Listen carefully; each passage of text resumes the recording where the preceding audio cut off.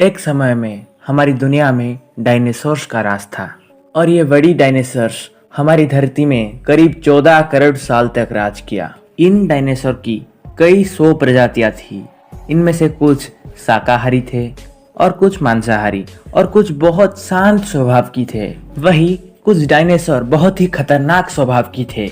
लेकिन फिर अचानक ऐसा क्या हुआ?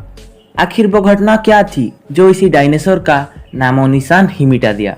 और इसको जानने के लिए हमें आज से 50 मिलियन साल यानी कि 5 करोड़ साल पीछे जाना होगा। आज से करीब 5 करोड़ साल पहले धरती पर मौसम नियंत्रित था।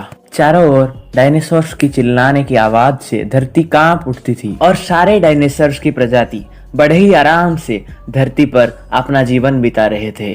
तब अचानक एक बड़ा एस्टेरॉयड करीब 22,000 मील प्रति घंटे की रफ्तार से पृथ्वी की ओर बढ़ता चला आया। ये एस्टेरॉयड जब पृथ्वी की वायुमंडल की संपर्क में आया तब ये एक भयानक आग की गोले में बदल गया और इसकी चमक इतनी थी कि ये धरती से टकराने से पहले हजारों जीव पूरी तरह अंधा हो चुके थे।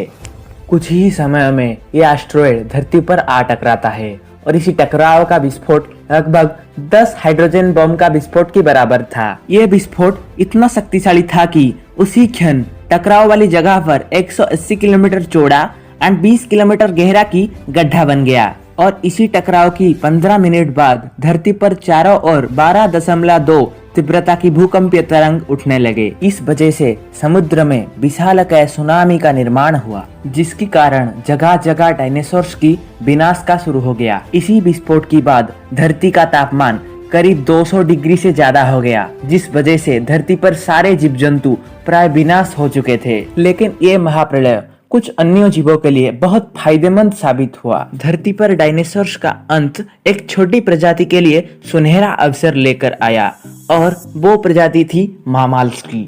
उसी मामाल्स की शरीर में विभिन्न प्रकार जैविक और रासायनिक परिवर्तन की वजह से आज ये मनुष्य की गठन हुआ। और इसी तरह इंटरेस्टिंग फैक्ट्स को जानने के लिए हमारी चैनल को लाइक, शेयर एंड सब्सक्राइब करें।